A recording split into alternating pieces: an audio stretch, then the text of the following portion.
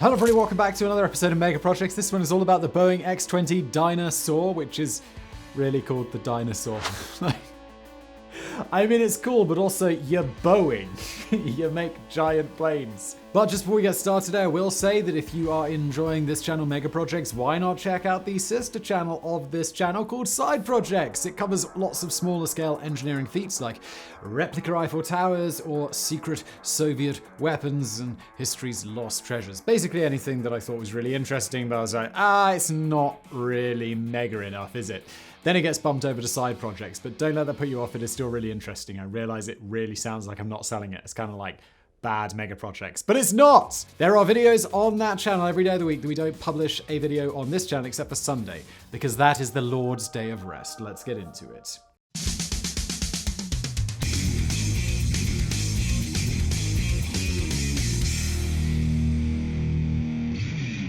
Long before NASA's space shuttle became one of the most recognizable vehicles on the planet, the Americans had come close to developing another space plane that carried many of the same hallmarks. I say it came close because this project was cancelled in 1963, just after production of the prototype had begun, meaning we never even got to see the Boeing X-20 Dyna-Soar in the flesh. Had the X-20 been built as planned, it would have been capable of aerial reconnaissance, bombing, space rescue, that sounds extremely cool, satellite maintenance, and enemy satellite sabotage, which is a broad portfolio if I've ever seen one. So, does this mean the United States wasted $660 million, which, wait for it, $5.7 billion today on this failed program? Well, maybe. Or maybe this was just a stepping stone for what was to come. The idea of X-20 appeared in the late 1950s when science fiction was booming and no doubt imaginations were running just a little bit wild. Even today, we don't have anything that can cover all of these bases, and it may well be that this versatile little spaceplane design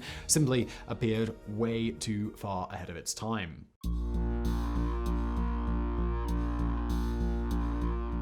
If you're an avid viewer of Mega Projects, you could probably guess where we're going to start this video from, simply because most Cold War era technology seem to have a habit of originating from there. And if you're not an avid viewer of Mega Projects, you can become one by subscribing to this channel. Why not? Go on, there's a button below. Look, lots of this technology, it comes from Germany during the 1930s and 1940s. I mean, it was a terrible place to be, but it was also a great place for rocket designers and aerospace engineers. The number of videos we've covered that either concern the Nazis directly, such as the V-weapons, or indirectly after the war had finished, such as the Saturn V rockets and intercontinental ballistic missiles, just show how impressive this era was in terms of mechanical engineering. And today, we're beginning in the thick of World War II with two German engineers, Eugen Sanger and Irene Brett. The Silbervogel plane, which they outlined, was designed to be a liquid-propelled, rocket-powered suborbital bomber that could have potentially been used to attack US cities. Word is that Adolf Hitler had a somewhat bizarre fascination with bombing New York into oblivion and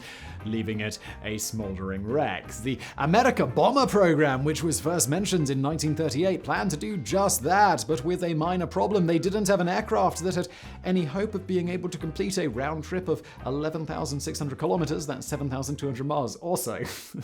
Apparently the Germans were terrible at coming up with secret names. The Silbervogel was one of several options that were considered for the America Bomber program and called for the plane to be launched along a 3-kilometer, 2-mile-long rail track by a large rocket-powered sledge reaching speeds of around 1,930 kilometers an hour or 1,200 miles per hour. Once airborne, the plane would fire its rocket engines and climb to 145 kilometers, that's 90 miles, at which point its speed would be roughly 21,800 kilometers an hour or 13,500 miles per hour. But here's where things get interesting. I'd say that is already pretty interesting. As the planes descended, and thanks to the increasing air density, the Silbervogel would experience lift against the underside of the plane, causing it to effectively bounce through the air. I know that sounds just a little bit ridiculous, but bear with me here. Each of these bounces would gradually bring it closer to the ground, and with the aircraft now above New York, it could then disgorge a 4,000 kilogram bomb. But that's not the end of it. This isn't the kind of plane that could just turn around and head home. The early design for the Silbervogel suggested it would carry along across the United States, across the Pacific, and then land somewhere in friendly Japanese territory held in Asia, traveling a total of between 19 and 24,000 kilometers, that's 12,000 to 15,000 miles. Now, in terms of mad Nazi plots during the war, this might not even make the top 5, which is an incredible thing to say considering how insane this thing is. I mean, if you want to get really wacky, why not check out our video on the Nazi sun gun idea? But Nazi lampooning aside, much of the science behind the Silbervogel was relatively sound. After the war, Sanger and Brett worked for the French government, but their ideas had caught the attention of the next tyrant to attempt to rule Europe, Comrade Stalin, who ordered that both be kidnapped and brought back to the Soviet Union, where they would realize their plan. However, it didn't work, and both eventually returned to Germany.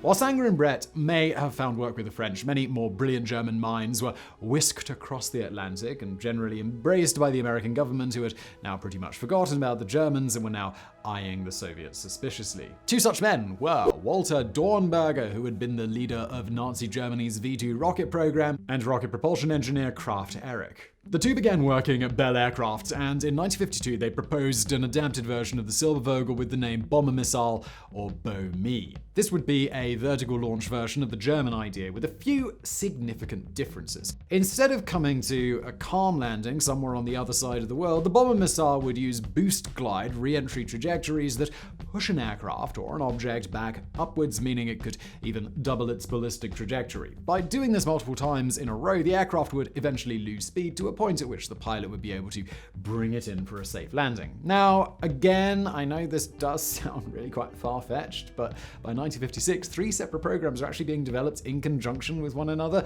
all using this kind of technology. The Robo rocket bomber, the Brass Bell, a long-range reconnaissance vehicle, and the Highwoods, hypersonic weapons research and development supporting system.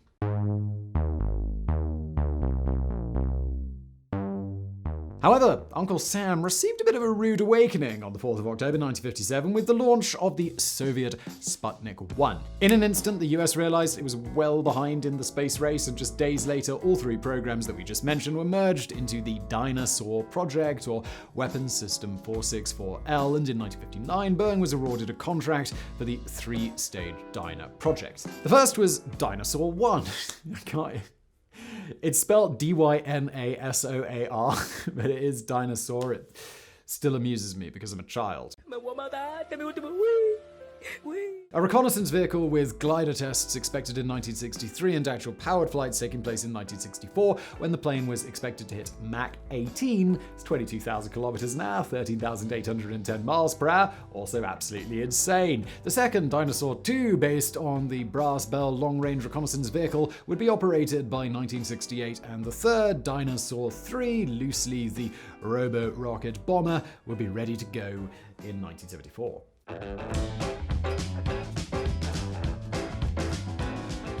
Now, of course, none of that actually happened, because we never saw a finished X-20 Dyna-Soar, but let's take a look at what would theoretically have been created. The small plane would have come with a crew of just one, a length of 10.77 meters, that's a smidgen over 34 feet, and a wingspan of 6.3 meters, or 20.8 feet. 2 AJ-10-138 rocket engines with 8,000 pound force each would have given the X-20 a top speed of 28,200 kilometers an hour, that's 17,500 miles per hour, and a range of 41,000 kilometers, or 25,000 miles, around 3.5 times around the equator. The service ceiling would have been an extraordinary 160 kilometers, 100 miles straight up. That's 421 Empire State Buildings stacked on top of each other. It's wild. The design was a low-wing delta shape with winglets to control the aircraft rather than having a tail. The airframe was due to be built with Rene 41 super alloy, a nickel-based alloy that retains high strength in the 600 to 1000 degrees Celsius temperature range. The bottom of the X-20 would be constructed with molybdenum sheets placed over Rene 41, while the nose would be built using graphite and zirconia rods. The X-20 would have been launched on the back of a Titan booster, which would have jettisoned once the Spaceplane reached its desired altitude. Coming back down to Earth would have been more complex, and an opaque heat shield made from a refractory material would protect the pilot's window as it re-entered the atmosphere. Once safely through, the top would have fallen away, which in theory just left the pilot needing to bring the plane in for a smooth landing. The X-20 couldn't use conventional tires because they'd just shred, so Goodyear developed retractable wire brush skids using the same Rene 41 alloy as on its airframe.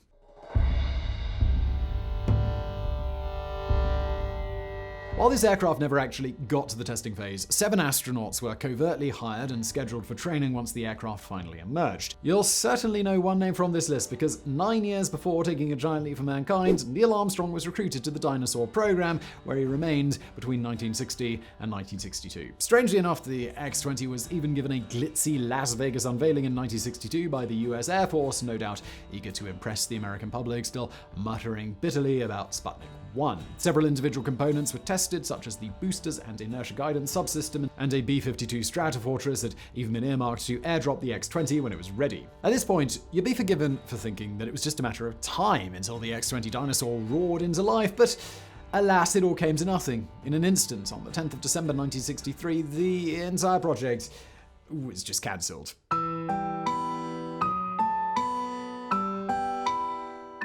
So why did they cancel it all when everything was going so well? I mean, so far this whole video just sounds like the lead up to a successful mega project like we've covered many times before. While designs were certainly progressing and there were plenty of encouraging results from early testing, there was still a lot of unanswered questions surrounding the X-20 Dyna-Soar. There were question marks over the booster and the launch system to be used, but also much more fundamental queries over just what exactly the mission profile for this kind of spaceplane would be. By the late 1950s, the B-52 had shown itself as more than capable of circling the globe all on its own, meaning a theoretical military strike could happen wherever needed. Then there was the intercontinental ballistic missiles, which also began appearing towards the end of the decade, which again could hit any target on Earth. With these two forms of attack, it's unclear where a hugely expensive experimental aircraft just fitted into the plans of the US Air Force. Then there was the cost.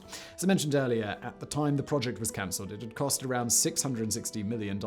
As I was alarmed at, $5.7 billion in today's money, and that's a massive investment to be backing away from with nothing to show for it. But it is estimated that the project would have needed another $373 million, or $3.2 billion today, and at least another 2.5 years before its first flight. So I guess if you're going to pull the plug, you probably best do it before you hit the billion mark. At least back in the day, it'd be 8.6 billion today, which it almost certainly would have surpassed. But despite the huge costs and the very obvious fears that come with such a drastically different kind of aircraft, most people associated with the project have long said that it was entirely feasible. As far as we can tell, the only reason we don't have a spaceplane capable of boost glide in the late 1960s was just because it was too expensive. The X-20 Dyna-Soar may have crashed and burned before it had even lived, but its legacy can be seen in several projects that came after it. The Space Shuttle is often compared to the X-20, and while they are vastly different in many ways, they certainly share several characteristics.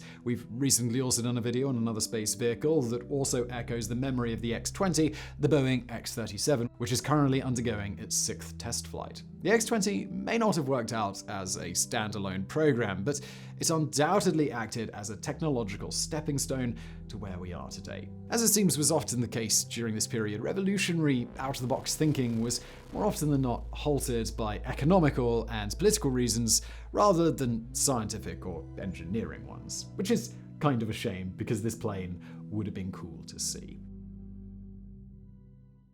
I really hope you enjoyed this video. If you did, smash that like button below. If you didn't, there is a dislike button for your use. Also, while you're down there using buttons, there's a subscribe one. You'll want to use that as well. You know you do, and thank you for watching.